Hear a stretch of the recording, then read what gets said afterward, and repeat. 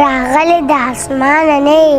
ښکلی به یې خو د یوسف د خاندانه نه یې او زما د زړه په پرهرونو مالګې مه دوړوه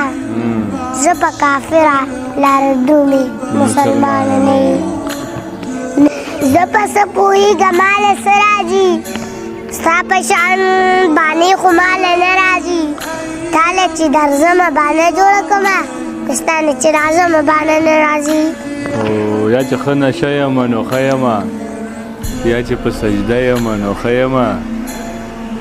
زه په طبیبانو نه رغېږم زه چې تا سره یم نو ښه یم او خوی د مشال راته راکړی دی ویښ چې ټوله شپه یم نو ښه یم